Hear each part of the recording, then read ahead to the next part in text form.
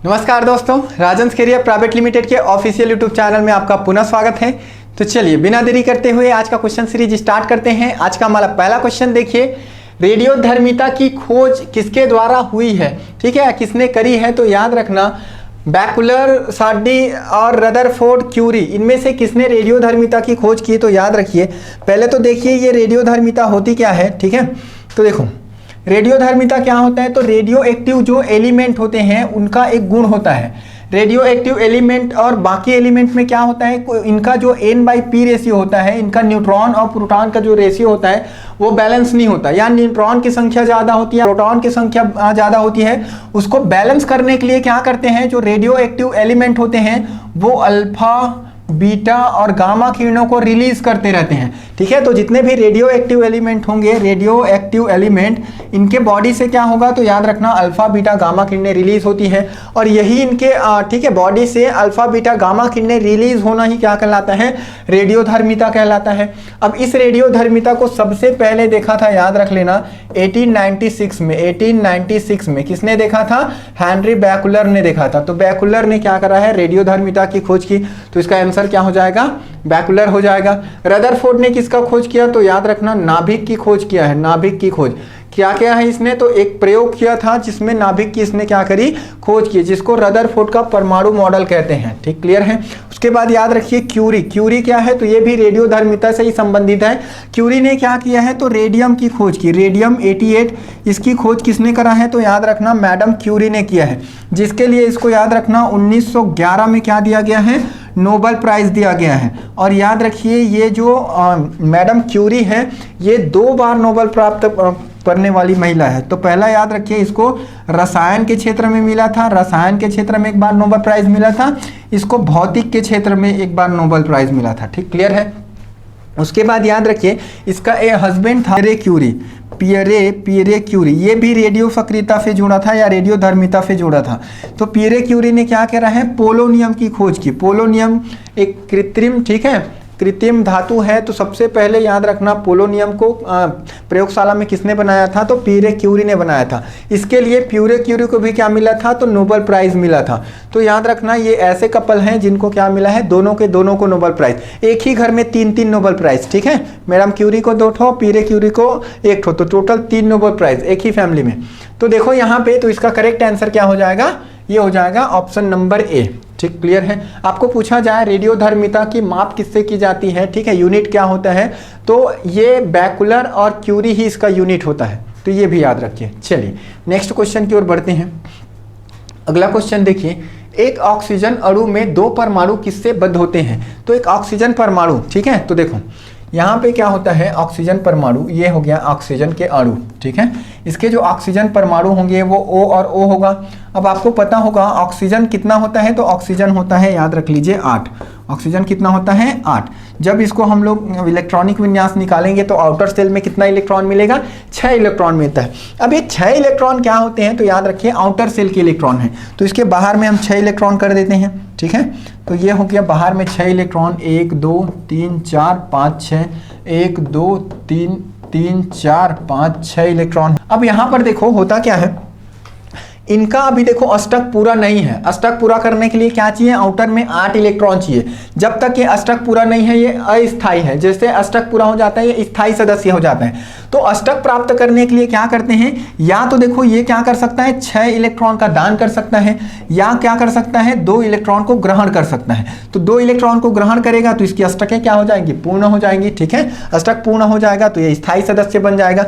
तो ये स्थायित्व प्राप्त करने के लिए क्या करेगा, स्थायित्व प्राप्त करने के लिए इलेक्ट्रॉन का साझा करेगा। तो ये जो 2 इलेक्ट्रॉन हैं, 2 परमाणु हो गए, ठीक है, ऑक्सीजन के, ये दोनों आपस में इलेक्ट्रॉन का साझा कर लेते हैं। ठीक है, अब ये साझित हो गए इलेक्ट्रॉन। तो अब याद रखिए इस ऑक्सीजन के पास 2 4 6 और 8 इलेक्ट्रॉन हो गए।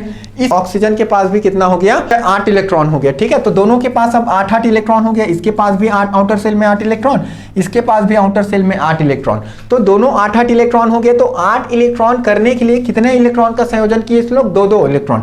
अब याद रखिए 2 इलेक्ट्रॉन मिलकर मिलकर एक सिंगल बॉन्ड बना लेते हैं, तो यहाँ पे टोटल 4 इलेक्ट्रॉन है तो 2 बॉन्ड बन जाएंगे। तो यहाँ पे इन दोनों के बीच में कौन सा बॉन्ड बनेगा? डबल बॉन्ड बनेगा। और ये जो इलेक्ट्रॉन समान इलेक्ट्रॉन के साझा करने से, देखो ये भी 2 इलेक्ट्रॉन का साझा किया है और ये भी 2 इलेक्ट्रॉन का साझा किया है, तो समान इलेक्ट्रॉन के साझा करने से जो यहाँ पे बंध बना है इसको बोलते हैं कोवेलेंट बॉन्ड, सहसंयोजक बंध, सहसंयोजक बंध बोलते हैं। ठीक है, तो इनके बीच में बना हुआ है सहसंयोजक बंध और कैसा है? डबल बॉन्ड है। तो करेक्ट आंसर क्या हो जाएगा? 2 बॉन्ड हो जाएंगे। ऐसे ही आपको याद रख लेना, नाइट्रोजन में पूछ लिया जाए तो नाइट्रोजन में कितने बंध रहते हैं? तो देखो नाइट्रोजन होता है आपका 7, तो आउटर सेल में 5 इलेक्ट्रॉन, आउटर सेल में कितने इलेक्ट्रॉन होते हैं? 5 इलेक्ट्रॉन। तो यहाँ पे देखो आउटर सेल में इसके 5 इलेक्ट्रॉन होते हैं, तो क्या होगा? 1 2 3 4 और 5। वैसे ही याद रखिए यहाँ पे नाइट्रोजन में 1 नाइट्रोजन हो गया, यहाँ पे 1 2 3 4 और 5। अब मेरे को बताओ यहाँ पे इसको अष्टक पूरा करने के लिए कितना इलेक्ट्रॉन को शेयरिंग करना पड़ेगा? तो यहाँ पे याद रखिए इसको अष्टक पूरा करने के लिए 3 इलेक्ट्रॉन का शेयरिंग करना पड़ता है। 3 इलेक्ट्रॉन का शेयरिंग करेगा तब जाके 5 3 8 हो पाएंगे। तो 2 नाइट्रोजन में आपस में याद रखना ट्रिपल बॉन्ड होते हैं, तो 2 नाइट्रोजन 1 2 3 बॉन्ड को शेयरिंग कर लिए, तो यहाँ पे ट्रिपल बॉन्ड शेयरिंग होता है। और 2 यहाँ पे क्या होते हैं? तो इसमें एक लोन पेयर बच जाता है, इसमें एक लोन पेयर बच जाता है। 3 इलेक्ट्रॉन यहाँ पर आ गए, इसका 3 इलेक्ट्रॉन 1 2 3 यहाँ पे, इसका 3 इलेक्ट्रॉन यहाँ पे, और ये 2 इलेक्ट्रॉन मिलकर एक बॉन्ड बना लेते हैं। तो टोटल ट्रिपल बॉन्ड होगा किसमें? नाइट्रोजन में। ठीक है, और डबल बॉन्ड होगा किसमें? ऑक्सीजन में। तो करेक्ट आंसर हो जाएगा 2 ऑक्सीजन के लिए पूछा है। तो क्लियर है? ऑक्सीजन की आपको वैलेंसी पूछ दिया जाए, ऑक्सीडेशन नंबर तो कितना होता है? -2 होती है। ठीक है, क्योंकि 2 इलेक्ट्रॉन को लेता है ये। ठीक, चलिए नेक्स्ट देखते हैं। दूध निम्नलिखित का उदाहरण है, निलंबन, जेल, पायस, झाग। तो इसका करेक्ट आंसर हो जाएगा पायस, याद रखना। ठीक है, ये पायस का एग्जांपल है। और ये पायस होता क्या है? तो देखो जो मिश्रण होती है, मिश्रण ये 2 प्रकार के होते हैं। एक होता है समांगी मिश्रण, समांगी मिश्रण होता है, और एक होता है विसमांगी मिश्रण, विसमांगी मिश्रण। ठीक है, समांगी मिश्रण क्या किसको कहते हैं? तो याद रखना ऐसे मिश्रण जिसके हर एक पॉइंट पर तत्वों का संगठन एक समान हो। जैसे क्या करो, एक बर्तन लो, उसमें क्या कर दो? पानी डाल दो। ठीक है, बर्तन में क्या डाल दिए? पानी डाल दो, और इस पानी में क्या कर दो? नमक या चीनी को घोल दो। क्या घोल दो? नमक को घोल दो, नमक को या फिर शक्कर को घोल दो। तो जैसे ये कंप्लीटली घुल जाएगा तो इसके हर एक पॉइंट पर नमक और पानी का संगठन क्या होगा? एक समान रहेगा, तो उसको बोलेंगे समांगी मिश्रण। संगठन क्या होती है? संगठन, तत्वों का संगठन एक समान। तो जब तत्वों का संगठन एक समान कब होगा? जब नमक उस पानी में कंप्लीटली घुलेगा, तो इसको पूर्णतः घुला विलयन बोलते हैं। पूर्णतः घुला होता है। ठीक है, पूर्णतः घुलता है, घुला हुआ। तो पूर्णतः घुला हुआ विलयन, या फिर जिसका संगठन, तत्वों का संगठन हर एक पॉइंट पर समान होता है, उसको बोलते हैं समांगी मिश्रण। वहीं पर देखो विसमांगी मिश्रण क्या होती है? अब याद रखिए एक बर्तन लो और उसमें क्या कर दो? पानी डालो और उसमें रेत डाल दो। ठीक है, एक बर्तन लिए, ये पानी डाल दिए और इसमें क्या डाल दिए? रेत डाल दिए, रेत, और ये है आपका पानी। तो जब रेत और पानी को डालोगे तो कंप्लीटली घुलेगा क्या? नहीं घुलेगा। अब नहीं घुलेगा इसका मतलब ये है ऊपर में पानी ज्यादा रहेंगे, नीचे में रेत ज्यादा रहेगा। तो इस पूरे विलयन में तत्वों का संगठन असमान, नीचे में रेत ज्यादा, ऊपर में पानी ज्यादा। तो जब तत्वों का संगठन असमान होता है, ठीक है, संगठन तत्वों का संगठन असमान, तो उसको हम लोग क्या बोलते हैं? विसमांगी मिश्रण कहते हैं। ठीक, क्लियर है?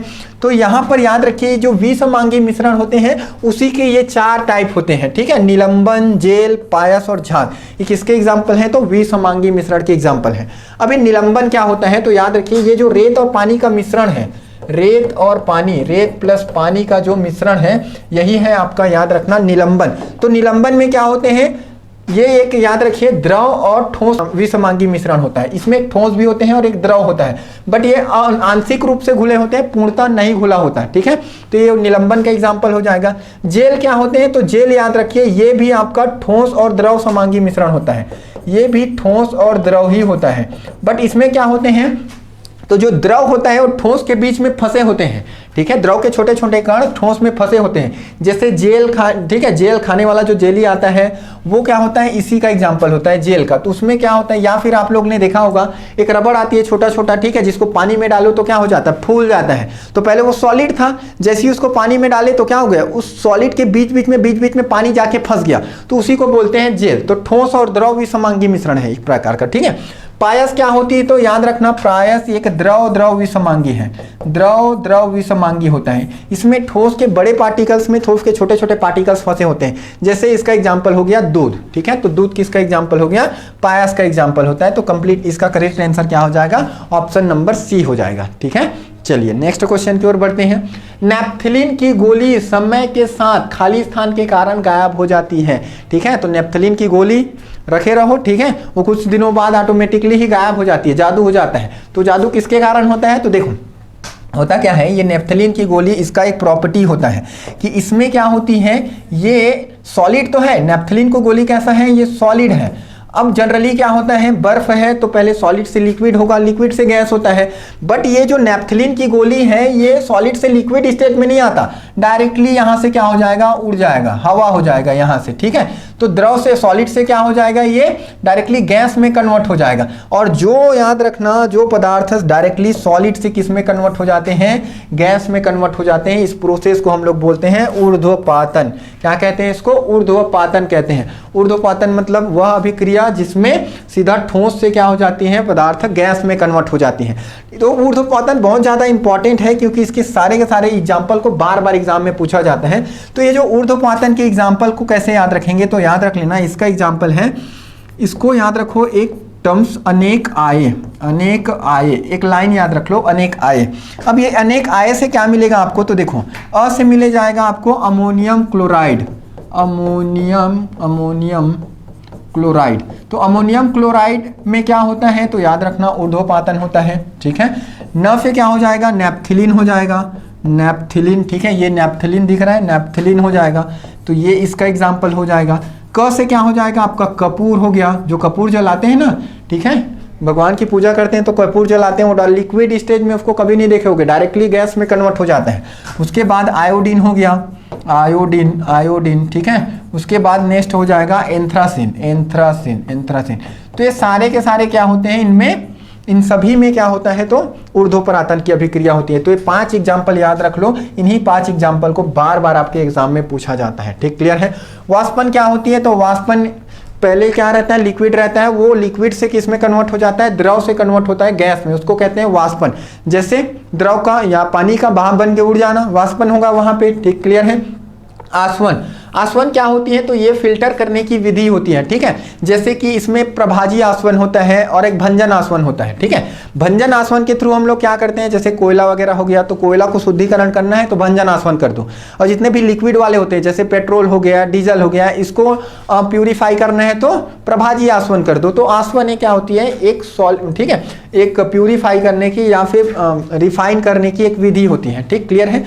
इसका करेक्ट आंसर हो जाएगा नेप्थलीन क्या है, ऊर्ध्वपातन का एग्जाम्पल है। चल नेक्स्ट क्वेश्चन पर देखते हैं। एसटीपी पर, एसटीपी मतलब स्टैंडर्ड टेम्परेचर एंड प्रेशर पर गैस एक मोल में कितने परमाणु होते हैं। एसटीपी पर गैस के एक मोल में कितने परमाणु होते हैं, तो देखो गैस के एक मोल में परमाणु होता है 6.022 या 23 बोलते हैं। ठीक है, इंटू 10⁻23 ये होता है एवोगैड्रो नंबर के बराबर। ठीक है, एवोगैड्रो नंबर के बराबर होता है, और यही क्या होता है, एसटीपी पर गैस के मोल का ठीक है परमाणु, इतने परमाणु होते हैं। ठीक, क्लियर है। एसटीपी पर गैस के मोल में इतने परमाणु होते हैं 6.023 इंटू 10⁻23 याद रख लेना। ठीक है, आपको पूछे जाए एसटीपी या एनटीपी पर गैस का आयतन कितना होता है, तो याद रख लेना एसटीपी या एनटीपी पर गैस का आयतन 22.4 लीटर, ये इसका आयतन होता है। ठीक है, और इतने परमाणु होते हैं, तो दोनों को भी याद रखना। चलिए नेक्स्ट क्वेश्चन देखो, अगला क्वेश्चन की ओर बढ़ते हैं। भूपर पट्टी में सर्वाधिक पाए जाने वाला तत्व, अब यहाँ पे तत्व पूछा है, हमको धातु नहीं पूछा है। ठीक है, धातु पूछता तो क्या रहता है आंसर, एल्युमिनियम होता है, जबकि यहाँ पे हमको पूछा है तत्व। तो देखो सबसे ज्यादा पाया जाता है भूपर पट्टी में ऑक्सीजन, तो करेक्ट आंसर हो जाएगा इसका ऑक्सीजन। अगला क्वेश्चन देखिए, निम्नलिखित में से कौन सा युग्म सही सुमेलित नहीं है। तो देखते हैं, एक साइड दिया गया है, ठीक है, तत्वों के नाम दिया गया है, दूसरे साइड उसके और के नाम दिए गए हैं, अयस्क के नाम दिए हैं। तो यहाँ पर देखो एल्युमिनियम का अयस्क बॉक्साइड होता है, करेक्ट है। ठीक है, सर्वाधिक हमको एल्युमिनियम जो प्राप्त करते हैं वो किससे करते हैं, बॉक्साइड से करते हैं। ठीक है, कॉपर का सीने बार, तो याद रखिए कॉपर का सीने बार अयस्क नहीं होता। सीने बार किसका अयस्क होता है? तो सीने बार मरकरी का अयस्क होता है, ठीक है, ये होता है आपके मरकरी का पारा का अयस्क होता है सीने बार, कॉपर का नहीं होगा। तो यही इसका करेक्ट आंसर हो जाएगा। जिंक का कैलामाइन होता है, ये भी करेक्ट है। आयरन का हेमेटाइट होता है, ये भी करेक्ट है, ठीक है। सीने बार किसका होता है? तो मरकरी का होता है, कॉपर का नहीं होता। तो ये इंपॉर्टेंट क्वेश्चन याद रखिए, ठीक है। चलिए, तो करेक्ट आंसर हो जाएगा ऑप्शन नंबर बी। नेक्स्ट देखो, निम्नलिखित ईंधन में से कौन सा न्यूनतम वायु प्रदूषण करता है? मिट्टी का तेल, हाइड्रोजन, कोयला, ठीक है, कोयला होगा ये, ठीक है, ये कोयला हो जाएगा, कोयला। और आगे देखो डीजल। तो कौन सा है इसमें से न्यूनतम प्रदूषण करता है? तो देखते हैं कौन सा है। अब यहां पर देखिए, मिट्टी का तेल, इसको जलाओगे तो पूरा धुआं निकलेगा, काला काला धुआं निकलता है। जैसे चिमनी देखे होगे, चिमनी के ऊपर ऐसे हाथ रख देना, ठीक है, उसके बाद थोड़ी देर में देखना पूरा हाथ काला पड़ जाता है, मतलब वहां पे कार्बन डाइऑक्साइड, कार्बन मोनोऑक्साइड, ठीक है, लेड के कण, बहुत सारे प्रदूषक निकलते हैं, ठीक है। तो ये तो प्रदूषण है। हाइड्रोजन ईंधन, याद रख लेना, हाइड्रोजन ईंधन में कोई भी प्रदूषण नहीं फैलती। देखो जैसे होता है हमारा लिक्विड हाइड्रोजन, लिक्विड, इसको लिक्विड हाइड्रोजन, लिक्विड के फॉर्म में यूज करते हैं, लिक्विड हाइड्रोजन। इसका प्रयोग करते हैं हम लोग कहाँ पे? रॉकेट ईंधन में। रॉकेट ईंधन जिसको हम लोग क्या बोलते हैं? प्रणोदक कहते हैं। तो आपको पूछा जाए प्रणोदक के रूप में किसका प्रयोग किया जाता है? तो प्रणोदक के तौर पर हम लोग लिक्विड हाइड्रोजन का प्रयोग करते हैं, ठीक, क्लियर है। और ये क्या होती हैं? तो ये सबसे बेस्ट फ्यूल है। हाइड्रोजन को क्या बोलते हैं? बेस्ट फ्यूल कहते हैं। सबसे अच्छा ईंधन हमारा कौन सा होता है? हाइड्रोजन। साथ ही साथ याद रख लेना, इसको भविष्य का ईंधन कहते हैं। भविष्य का ईंधन कहते हैं, ईंधन कहते हैं। क्यों कहते हैं भविष्य का ईंधन? तो याद रखना, इसकी ऊष्मीय मान होती है कितना? ऊष्मीय मान होता है इसका 150 किलो जूल प्रति ग्राम। 1 ग्राम लिक्विड हाइड्रोजन को जब जलाते हैं तो याद रखना हमको कितना मिलता है? 150 किलो जूल एनर्जी मिलता है। वहीं पे डीजल पेट्रोल को जलाएंगे तो इससे याद रखना आधे से भी कम मिलता है। तो डीजल पेट्रोल से दुगने तिगुने से भी ज्यादा एनर्जी किसमें रहती है? तो 1 ग्राम लिक्विड हाइड्रोजन में रहती है। इजिली अवेलेबल होता है, ठीक है, बेस्ट फ्यूल है, कोई भी इसमें पॉल्यूशन नहीं फैलती, इसीलिए इसको भविष्य का ईंधन कहते हैं। आने वाले समय में डीजल पेट्रोल जब खत्म हो जाएगा तो क्या चलेगा? हाइड्रोजन इंजन चलेंगे। पानी से हाइड्रोजन निकालते जाओ, वहां से इंजन चलाते जाओ। सुने होगे अभी, ठीक है, कई बहुत लोगों ने क्या किया है, वाटर से चलने वाला इंजन बना लिया, वाटर से चलने वाली गाड़ी बना लिया। तो वहां पे जो वाटर से चलने वाली इंजन जो होती है, वहां पे क्या होता है? हाइड्रोजन इंजन होती है। वाटर से पहले हाइड्रोजन निकाला जाता है, फिर उसका हाइड्रोजन इंजन में प्रयोग करके गाड़ी चलती है, ठीक है। अभी बट याद रखना, हाइड्रोजन इंजन बन तो गई है बट अभी उतना सक्सेसफुली नहीं है। जिस दिन सक्सेसफुली हो गया तो हाइड्रोजन इंजन चलन में आ जाएगा, डीजल पेट्रोल का रोल खत्म हो जाएगा, ठीक है। चलो, तो इसका करेक्ट आंसर हो जाएगा हाइड्रोजन। अगला क्वेश्चन है हमारा, शीतल पेय कोल्ड ड्रिंक में कौन सा एसिड होता है? तो पहले शीतल पेय कोल्ड ड्रिंक क्या होता है? तो याद रखिए, जो हमारा सोडा वाटर होता है, सोडा वाटर, ये भी एक शीतल पेय है, ठीक है। हमारा कोका कोला में होता है, कोका कोला का बॉटल, ठीक है, कोल्ड ड्रिंक बोलते हैं। ये भी क्या होता है? पीने का, ठीक है, पेय होता है, शीतल पेय। इनमें होती क्या है? तो समझो, इनमें वाटर के साथ किसको घोल दिए रहते हैं? कार्बन डाइऑक्साइड को घोल दिए रहते हैं। एक प्रोसेस से क्या करते हैं, H2O को कार्बन डाइऑक्साइड के साथ घोल देते हैं, पानी को। तो ये क्या बन जाता है? कार्बोनिल अम्ल बन जाता है, H2CO3। क्या बन जाता है? H2CO3, जिसको बोलते हैं कार्बोनिक एसिड, ठीक है। ये होता है आपका कार्बोनिक एसिड। तो जितने भी शीतल पेय होते हैं, ठीक है, soda water, Coca Cola, cold drink, इन सब में क्या होता है? तो कार्बोनिक एसिड होता है। और इसी के कारण क्या होता है? उसको पीने के लायक होता है। और जो झाग होती है, जैसे हम लोग उसको हिला के क्या करते हैं, ओपन करते हैं ढक्कन को, तो जो झाग आती है तो उसमें कंप्रेस कर करके, उस वाटर में कंप्रेस कर करके हम लोग ने किसको डाला है? कार्बन डाइऑक्साइड को। तो जो कंप्रेस करके कार्बन डाइऑक्साइड को डाले हैं तो वो बाहरी इन्वायरमेंट में आना चाहता है, जिसके कारण वो बुलबुले के तौर पर जल्दी जल्दी क्या होगा? बाहर आएगा, ठीक है। इसी कारण उसमें कार्बन डाइऑक्साइड के कारण झाग आती है, तो इसको भी याद रखिए। एसिटिक एसिड किस में होता है? तो एसिटिक होता है सिरका या विनेगर में, सिरका या विनेगर में पाया जाता है आपका एसिडिक एसिड, ठीक है।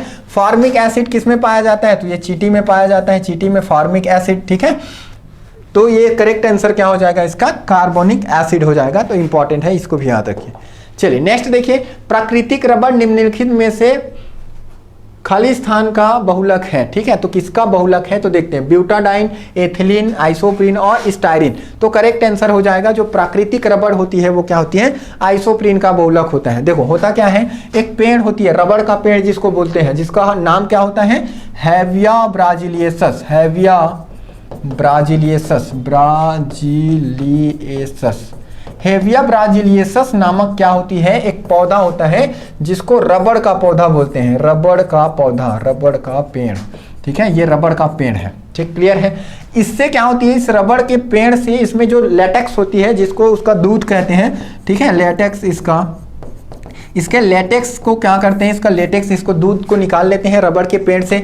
इसी लेटेक्स में क्या करते हैं, इसको फिर रिफाइन करके क्या कर लेते हैं हम लोग, रबड़ प्राप्त कर लेते हैं, जिसको हम लोग क्या बोलते हैं, प्राकृतिक रबड़। तो ये जो लेटेक्स होती है इसी को हम लोग बोलते हैं आइसोप्रीन, और इसी से ही क्या बनाते हैं, तो हम लोग प्राकृतिक रबड़ बनाते हैं। तो करेक्ट आंसर क्या हो जाएगा इसका, आइसोप्रीन हो जाएगा, प्राकृतिक रबड़ का, ठीक है। इसका बहुलक है आइसोप्रीन का, ठीक है। उसके बाद देखो एथिलीन, आपको पता होगा पॉलीएथिलीन, ठीक है, पॉलीएथिलीन जिसको हम लोग नॉर्मली भाषा में पॉलीथीन बोल देते हैं। तो वो पॉलीथीन होती है, पॉलीथीन का एकलक क्या होता है, तो एथीन होता है, ठीक, क्लियर है, पॉलीएथिलीन कहते हैं। स्टायरीन का पॉलीस्टायरीन बनता है, स्टायरीन किसका बनाते हैं, पॉलीस्टायरीन से बनाते हैं, पॉलीस्टायरीन। और ये पॉलीस्टायरीन का यूज़ कहाँ पे करते हैं, तो कंघी बनाने में, जो कंघी लगाते हैं ना, वो कंघी बनाने में, ठीक है, लाइसेंस कार्ड वगैरह बनाने में, ठीक है, बहुत सारे बर्तन, प्लास्टिक के जो बर्तन वगैरह आते हैं, ठीक है, उस टब को बनाने के लिए हम लोग स्टायरीन का प्रयोग करते हैं, ठीक, क्लियर है। तो इसका करेक्ट आंसर हो जाएगा आइसोप्रीन। चलिए नेक्स्ट देखते हैं, ऑक्टेन नंबर बढ़ाने के लिए पेट्रोल में खाली स्थान क्या मिलाते हैं, इसको पूछा गया है। तो याद रखना यहाँ पे मिलाते हैं हम लोग टेट्रा इथाइलेट, शॉर्ट में इसको TEL कहते हैं, शॉर्ट में क्या कहते हैं, TEL कहते हैं, टेट्रा इथाइलेट मिलाया जाता है, ठीक है। अब ये टेट्रा इथाइलेट मिलाते क्यों है पेट्रोल में, तो याद रखना पेट्रोल की जो क्वालिटी है, गुणवत्ता है, गुणवत्ता, इसको हम लोग किससे मेजर करते हैं, तो इसके ऑक्टेन नंबर द्वारा मेजर किया जाता है। किससे करते हैं, ऑक्टेन नंबर द्वारा इसकी गुणवत्ता को चेक करते हैं, ठीक है। ऑक्टेन नंबर याद रखना 100 से ज्यादा है तो वो अच्छा से अच्छा क्या है, पेट्रोल है, ठीक है। ऑक्टेन नंबर अच्छा से 100 से ज़्यादा है तो अच्छा से अच्छा है, ठीक है। यदि ऑक्टेन नंबर आपका याद रखना 50 से कम हो तो उस पेट्रोल को यूज़ नहीं किया जाता, क्योंकि याद रखना ऑक्टेन नंबर 50 से कम है, वैसे पेट्रोल का हम लोग यूज़ करेंगे तो उसमें क्या हो जाती है, ठीक है, ऑक्टेन नंबर कमी हो, ऑक्टेन नंबर कम हो, ऐसे पेट्रोल का हम यूज़ करेंगे तो हमारे इंजन में क्या होती है, नॉकिंग आती है, इंजन में क्या होती है, नॉकिंग आती है। नॉकिंग मतलब इंजन जो है वो कट की आवाज करने लगती है, ठीक, क्लियर है, मतलब इंजन खराब हो जाता है। अब इस इंजन की इस खराबी को बचने के लिए हम लोग क्या कर देते हैं, इस पेट्रोल में मिला देते हैं टेट्रा इथाइलेट। अब टेट्रा इथाइलेट मिलाने से क्या होता है, इसका ऑक्टेन नंबर है वो बढ़ जाती है। पहले ऑक्टेन नंबर कम था जिससे नॉकिंग हो रही थी, जैसे उसमें हम लोग क्या मिला दिए, टेट्रा इथाइलेट, उसका ऑक्टेन नंबर बढ़ जाता है, जिससे हमारा जो इंजन है वो नॉकिंग होने से बच जाता है, खराब होने से बच जाता है। तो इंजन की नॉकिंग को, ठीक है, बचाने के लिए उसमें टेट्रा इथाइलेट का प्रयोग किया जाता है, ठीक, क्लियर है। चलिए थैंक यू, आज के लिए इतना ही, मिलते हैं नेक्स्ट वीडियो में, धन्यवाद।